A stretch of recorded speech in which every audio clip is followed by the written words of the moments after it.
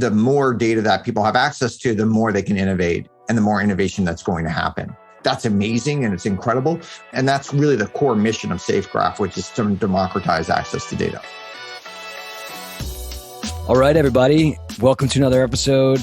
We brought Auren Hoffman, the CEO and founder of SafeGraph, on the show. SafeGraph is really kind of reinventing the way that we get data on physical spaces. And really, a lot of the top companies and applications are who their customers are. And boy, Auren is just such a intelligent, thoughtful guy. I've actually been a follower of Auren's work for a while. Really a prolific entrepreneur, started LiveRamp before this, has just a ton of really thought-provoking, concise insights that he shares on Twitter, on his newsletter. And so he's someone that I've been wanting to just kind of go deeper with for a while now. And I think the kind of unique insights from this conversation that I just frankly have not spent as much time thinking about are really this next phase of data and our ability to kind of put our hands around it as a society that has never really been possible before. And I think Auren makes a pretty profound point that for there to be innovation, for there to be solutions created, there needs to be understanding. And that is what data enables and empowers. And we've never been in a place where more people have been able to understand things than present day. And so I think the vision that he paints is super compelling. I mean, Andrei, what did you think, man? I loved it. One of my favorite things about Auren is that he's building a, kind of like an infrastructure business. And one of the things that he said is with this company, he wants to make sure it's almost like a no ego thing. They recognize that it's a very important thing to offer their customers, but they're an ingredient. They're offering an ingredient to the chefs that will create these amazing solutions for the world. And so everything starts with data, and SafeGraph is on a mission to bring the most accurate and complete data and democratize it. And so honestly, I loved it. I always love speaking to people that are as curious and thirsty for knowledge as Auren is. And so it was an awesome conversation. I think you guys will love it. Yeah, this is a good one. Well, let's dive in and hear from Auren. Hey, Auren, what's going on? Hello, how are you guys doing? We are doing good, but I've been following your work for a long time. And you recently came out with the World of DaaS podcast. I have actually never heard the term DaaS in my life until I got that email. Is that, am I just behind the eight ball here? Is this something that you invented? No, I mean, yeah, it's kind of an industry term. So it's like a Gartner Forrester term, just like SaaS. It's DaaS, data as a service. So, I think for a long time, people have been selling software, and software as a service is kind of a well-known business model. People have been selling data for a really long time, and basically DaaS has existed for probably 50 plus years, but it's really come into its own as the rise of data scientists have come into their own. So really only in the last few years have you seen these just really big data companies. Not all of them sell directly into data scientists. Some of them sell into, let's say, RevOps or marketing ops or other types of things. So if you think of ZoomInfo, they're probably the most recent huge company that's been a DaaS company. Yeah, that's awesome. We actually had their CRO on our podcast, and no question, they built an amazing business. And the CEO of ZoomInfo also on World of DaaS, Henry Schuck. He's an amazing guy and just built an incredible business. I guess where did you see the opportunity for SafeGraph? Because a lot of times with these data businesses, to me, it's either one of two things comes up immediately when I hear of an idea. I'm like, okay, hasn't this already been done before? Or B, that just seems so freaking manual and hard to do at scale that there's just no way it can be done. And inevitably somebody does it. And so we'd be interested to just kind of hear your opportunity identification story for SafeGraph. Sure. I mean, data is just a collection of facts, right? So it's literally, if you just think of data as like rows and columns. So in our case, SafeGraph sells data about places. So the rows would be different types of places or different geographies those places in. The columns would be like the attributes about those places. So think of your home, the number of bathrooms, the number of bedrooms, what the soil is made out of that's underneath the home, what the roof is made out of, the school district, the last price of your home, et cetera. So those are the different things that you have, just like rows and columns and facts. There's different fill rates that you may have, and there's different accuracy rates of each of those facts that you may have. If you're selling data to data scientists, you really need those facts to be accurate. So I think one of the big changes in data over the last few years is used to be data was mostly sold into marketers. And in marketing, like if your data is like 50% accurate, it actually performs like incredibly well. So, and going from like 50 to 90, there isn't a lot of gains there often for marketers. So they kind of stay usually in that kind of 50-ish range. And then a lot of data also is being sold to like an individual.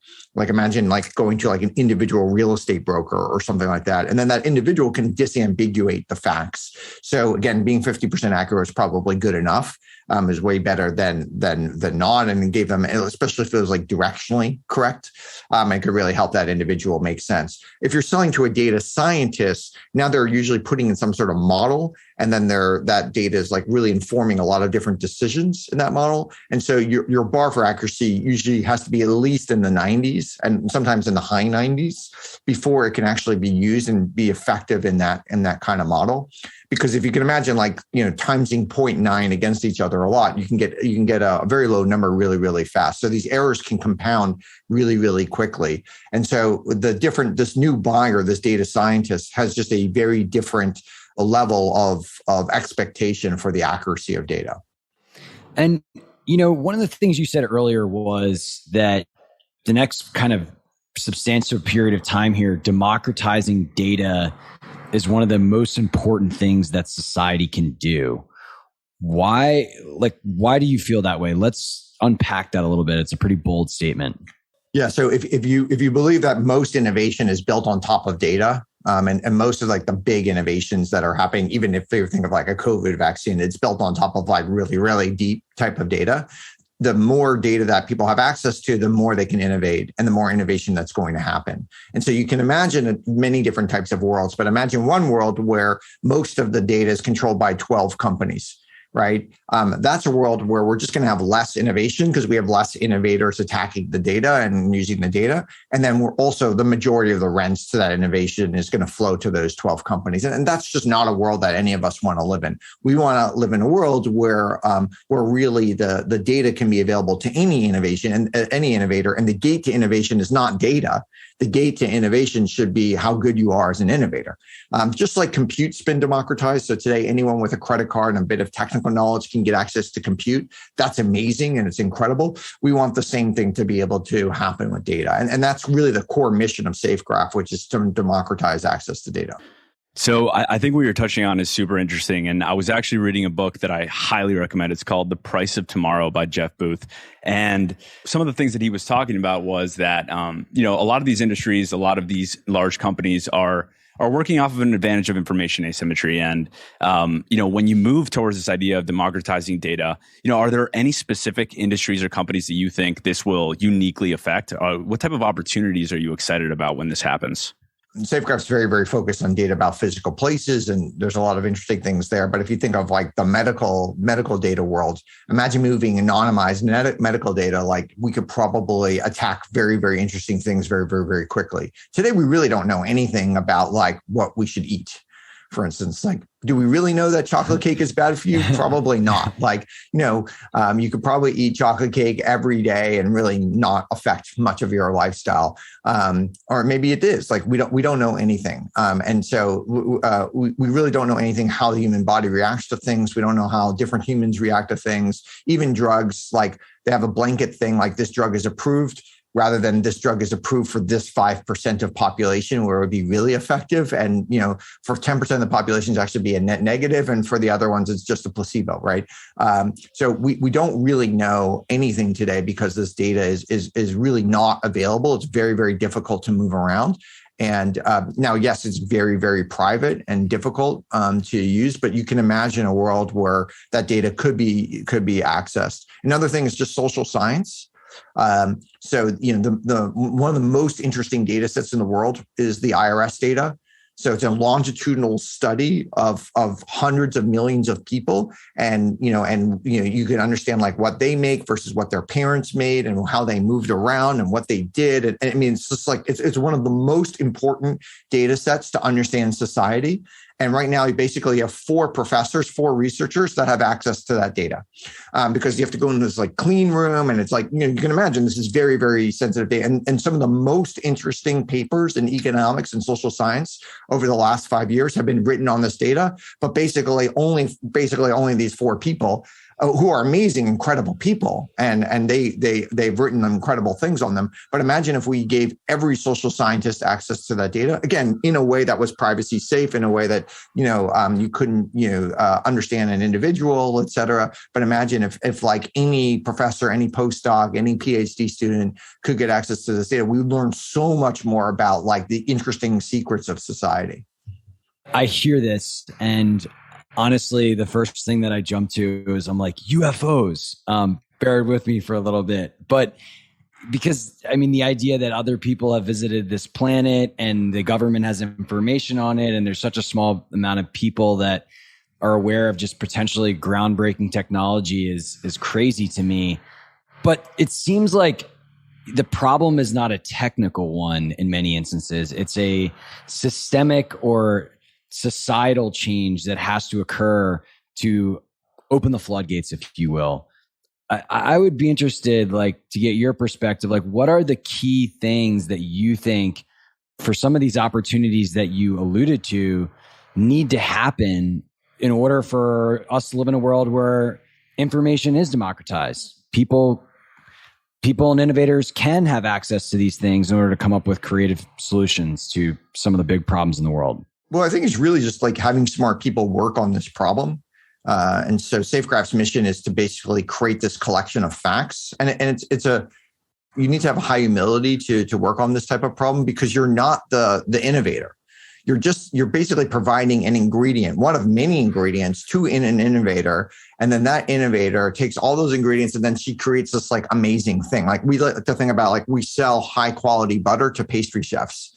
And then they use our butter plus many, many other ingredients to create this like amazing croissant. And like the end consumer of the croissant may not even know there's butter in the croissant. They certainly don't know it's SafeGraph butter, right, in the croissant. The chef knows how important. And so you need that humility to understand that, okay, you're really the archivist. You're the person behind the scenes doing that. And a lot of like really smart, really ambitious people don't like that humility piece. They don't want to be behind the scenes. They want to be the front and center person doing that. So, we're essentially building the roads, building the bridges, doing some of those things so that like all these other things in the economy can happen. Infrastructure plays. Gotta love them. Gotta love them. I hear you, Auren. And the first thing that I think about is I hear data democratization. And then I hear, your company, which you're saying the mission is to provide this data and essentially almost like verify it, right? I would assume that's a part of the service. Yep. And so, do you see the verification of this? Like when this data becomes available, when we open the floodgates, do you see the verification staying centralized? Or do you think that is something that is going to move to a more decentralized thing? And if so, like, how is this handled at scale? Well, I think it's very, very hard. This veracity problem is very, very, very difficult. And so, a brand is important.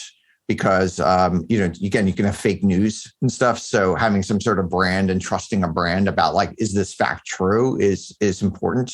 And just because the fact is true today does not mean it will be true tomorrow. So if you think of like the store hours of your average McDonald's, right, it might be open 8 a.m. today, but next week they might change it and it's open at 7:30 a.m., right? And so understanding that is important. During COVID, during like peak COVID, store hours in some cases were changing every single day. So you really have to, there's a temporal part of data as well, that data does change. Just think about like data about you, maybe like your income might change or where you live changes, or, many, many other things about people will change. And that's true about everything that you'll have data on as well. So, it is it is important. And there needs to be some sort of business model to incent people to work on data, because deciding if data is true or not is actually very expensive and very, very difficult to do. So you have to hire a lot of machine learning engineers and a lot of other types of people to help you figure all that stuff out. And so you do need to sell your data, just like compute is sold. But it doesn't need to be super expensive, and it doesn't need to be a massive barrier, just a reasonable price that you sell it for, that innovators can take that data and then use that as part of their innovation.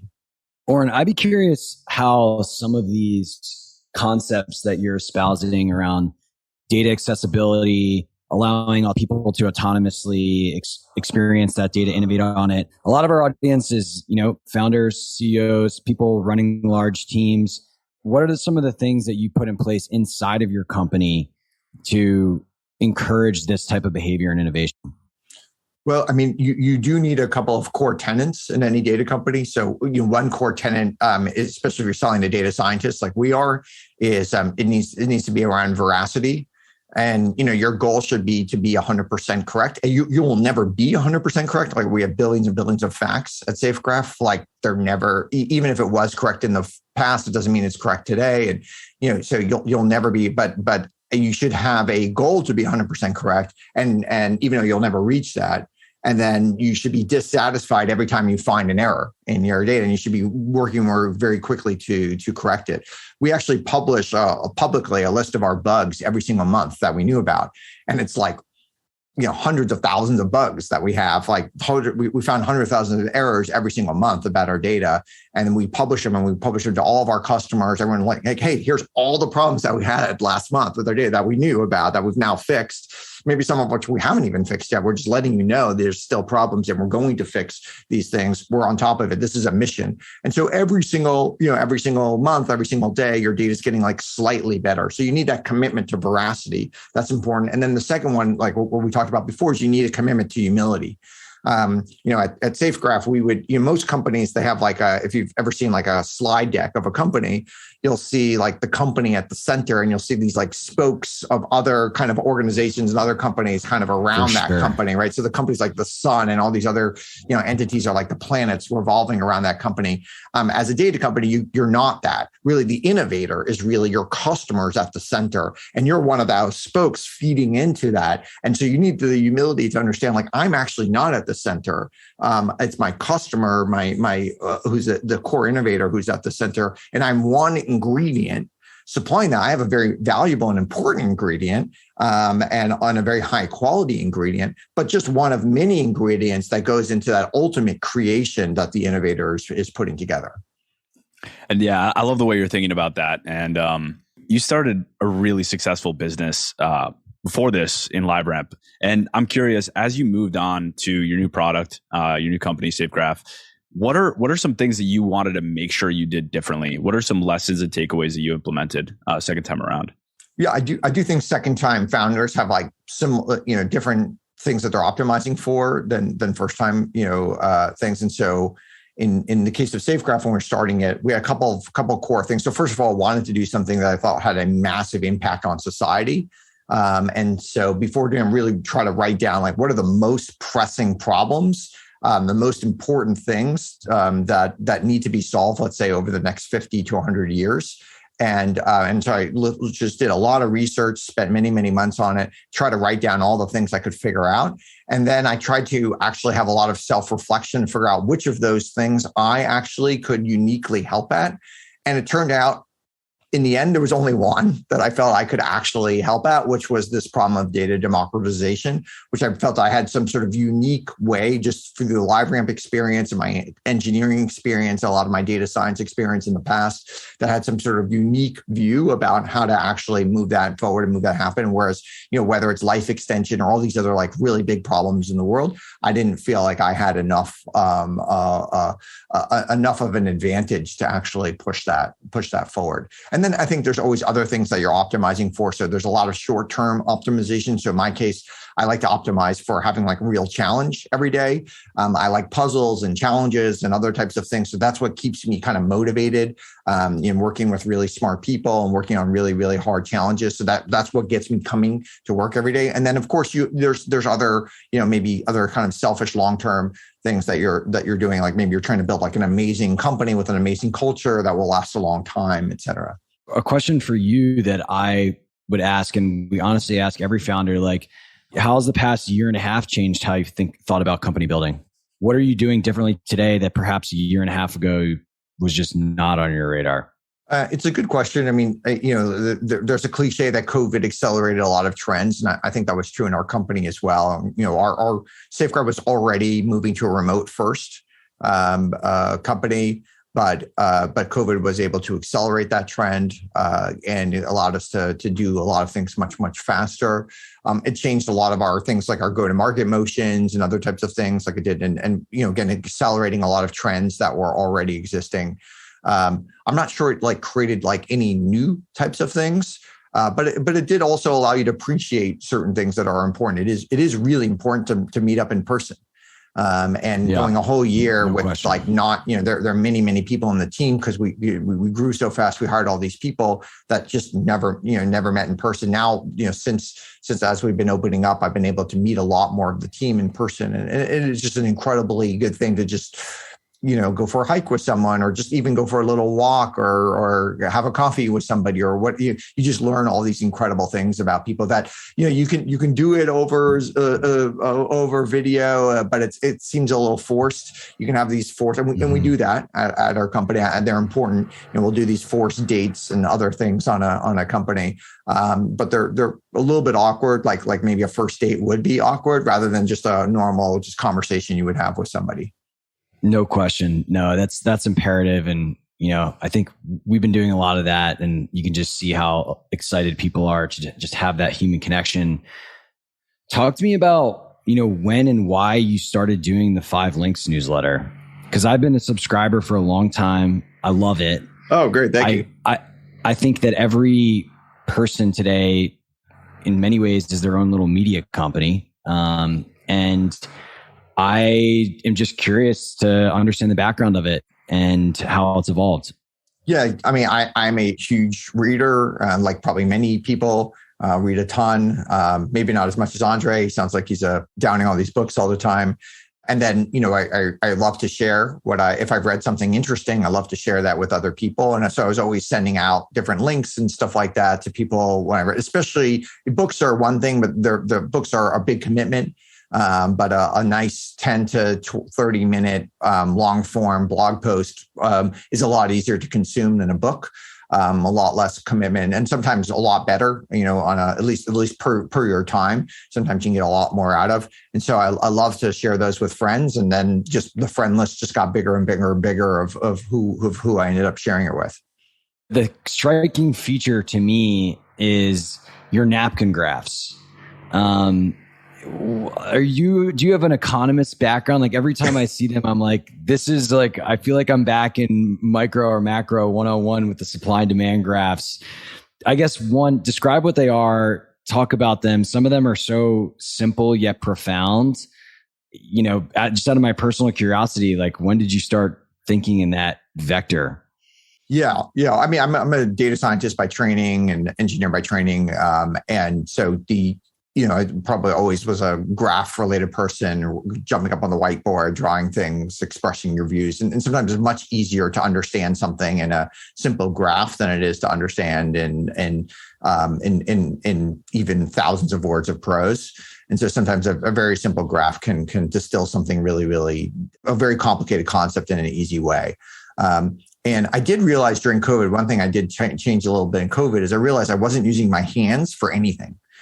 Some people have like hobbies where they garden or they draw, or I think humans are meant to use their hands. And basically I was typing with my hands, but that was about it. I wasn't really using, eating, but not in any creative way using my hands. And so I actually started drawing these graphs more for myself. Because COVID, you didn't even have like a whiteboard. You weren't interacting with people as much. So I started just drawing things more, taking notes a little bit more, taking notes on hand instead of on the computer a little bit more, and then just started drawing these things. And so like when I put these the napkin graphs on my Twitter feed at Auren Auren or something like that. They're hand drawn by myself, and that drawing piece is kind of the same thing that somebody gets out of gardening or painting or other types of things that are out there. It seems like you just generally get joy out of sharing a lot of this content and just publishing. And it's really interesting. Like I have kind of mixed perspectives from different founders that I interact with, where some of my friends say, I don't have, like, who has time for that? Like, I don't need to, summarize content and share it with my friends. I don't need to be tweeting. I'm focused on building my company. And then some of my other friends are like, well, look, I am the face of the company I'm trying to attract amazing people for. I am constantly needing to hire, recruit, sell, inspire the individuals that I work with. Like, this might be one of the best uses of my time. And so I don't know, I guess I would just be interested to understand, like, how do you see that trade-off of like spending, extra time on something like all of this kind of publishing relative to the potential upside? I mean, I don't know that like life is like that much of an optimization problem that you always have to like figure that out. So, I mean, it's like if I was just optimizing for SafeGraph and SafeGraph shareholders, like, I don't know, maybe I wouldn't be a father. And, it's like, having kids takes a lot more time than doing a napkin graph every once in a while. And so, just like, there's just lots of things in life that you do, and you just like, you're not completely optimizing always for one thing. Yes, you need to have like maybe 4 things that are really important to you that you care about. But even there, you're occasionally watching a Netflix show or, what, like, is that really helping? You can't think about every single second that you're doing. And at one point when I was younger, I got into this trap where I was like, I can't go to a movie because that movie the movie is costing me $1,000. I'm not going to pay $1,000 to go see this movie or something. But that can really be a trap that can affect you in many, many different ways. So I try not to think. I do the napkin graphs and I share things on Twitter because I enjoy it, because it's fun. And, I'm not doing it because like necessarily it'll help SafeGraph or help my brand in any way. Maybe it does, maybe it doesn't. But I'm enjoying it. It's fun. If it was like really detrimental, then maybe I would stop. But I don't know that there's like massive downside, and it is fun and enjoyable. I was cracking up when I just heard you talk about the idea that you were starting to price your hours and stuff, because it's, it was during COVID. I was watching all of these, like self-optimization, following these, Twitter influencers, and they were talking about this, and I started doing it, and it can spiral. It can get pretty poisonous pretty quickly. So I agree with you there. And I guess something I'm curious to hear from you, Auren, is, you're obviously someone that loves data, someone that loves to learn and is constantly pushing the boundaries of that. What is something that you don't understand very well today that you are actively trying to better understand? And how are you doing that? Well, it's a good question. I personally do this every single month. Is I pick a topic that I'm that I like to learn more about, and I just start reading about that topic. And a particular thing usually has nothing to do with the business that I'm in, so more of like a fun, interesting thing. So that's just a side hobby I have. And whether it's like, I'll go deep on nuclear energy, I'll go deep on some sort of like interesting healthcare topic, some sort of science thing. It might be a geopolitical thing or something that I want to learn more about. And that just keeps me sane and allows me to have fun and do something a little bit like non-work related, but still something that's intellectual and interesting. That's a really cool habit. Yeah. I feel like I've tried to do something like that, but inevitably the habit eventually slips away, in terms of like picking something new each month. But here's a question for you. What do you think in the next 1 to 2 years in the world of data is something that is interesting or exciting that a lot of people are just unaware of right now? I think the big trend in data is just the rise of data scientists. And so the number of data scientists in the world has increased dramatically over the last few years. It's gone up roughly an order of magnitude just in the last few years. And it's still rising at a very, very, very rapid rate. And then the number of people who essentially will be data scientists in the future, even if they don't call themselves data scientists, is also rising, just because like a typical analyst, let's say a McKinsey analyst or something like that, now is like surrounded by all these incredible tools that before their main tool was like Excel, which is a great tool. But now they're having all these other tools that allow them to dive into data. And they're already started out as a relatively smart person who's relatively data oriented, and now surrounded with all these different tools, they can do they're really dangerous, and they're doing all these like exciting, interesting things with the data. So we're just seeing a massive increase of the number of people who can actually dive into data, deal with raw data, move around data. And that is really going to change the way we think about the world. Like one interesting thing I'm very interested in is government. So, we sell, SafeGraph sells into government. We sell the CDC as a customer, the Federal Reserve as a customer. We sell the city of LA. We sell to and these are like, you wouldn't think there's like all these smart data scientists in government. There are. There's so many like super data oriented, like incredibly smart people. And they're taking this data and they're making our society better with this data. And it's really exciting and something I'm like really, really interested to see how that changes over time. And all this is new. All this is like last couple of years. COVID definitely accelerated that trend. And I think there's no chance that trend decelerates over the next few years. It's only going to continue to get bigger and bigger and faster and faster. Yeah, that is exciting. I think if I, starting my college education right now, I would certainly more orient towards learning about data science than 10 years ago. That's for sure. Auren, I guess like last question for you. We have a lot of people that are, maybe on their first company or looking to leave and start a company that I know are listening to the show. You've kind of been around the block, done it a few times, done it successfully. I guess what would be the piece of advice that you would give yourself if you were just starting your first company that knowing what you know now? Well, I think like one killer piece of advice I think would work well for basically everyone, whether you're starting a company or just doing anything in life, is basically assume that your past self is some sort of distant cousin of yourself. And so like, I assume that my past self isn't Auren Hoffman. It's like a distant cousin of Auren Hoffman. And so I'm perfectly happy to disagree with my past self. Even if I wrote a whole blog on something 5 years ago, I'm perfectly happy to say, I don't, that guy, that old guy, he has the same name as me. His name's Auren Hoffman. He kind of looks, maybe, he has less gray hair or something like that. He looks similar to me, but that's not me. That was some other guy who's like vaguely, related to me. And I don't agree with him. And maybe I used to agree with him, but now I no longer agree with him. And I think that's perfectly good. You essentially, have you ever read the Paul Graham piece, Keep Your Identity Small? No, I haven't, but it sounds like a lot of Buddhist texts that I've read. Okay, well, there you go. I haven't read a lot of Buddhist texts, but I have read a lot of Paul Graham, who's kind of my philosopher I love. And I think that should be required reading, but essentially be okay with, with disagreeing with yourself. And that past self might be from many years ago and might even be from a few days ago. It's okay to change your mind about things, even things that are really, really big, whether it's how to run a business or how to live your life or whatever it might be. That's great advice. I love that. I think that is definitely a recipe for clear thinking and happiness. Auren, it's been amazing having you on the show. You're building an awesome company. I do want to plug your newsletter and podcast because they're great. So for people that are listening that want to kind of just follow more of your work, where would you direct them to? Well, you Google World of DaaS, DAAS, and you can get anywhere podcasts are made. You can follow me on Twitter, AUREN on Twitter, and that's where you'll probably get the feed of everything else that I'm up to and doing. Awesome. Well, thank you so much, Auren. This was great. Thank you everybody for listening. We'll see you on the next show.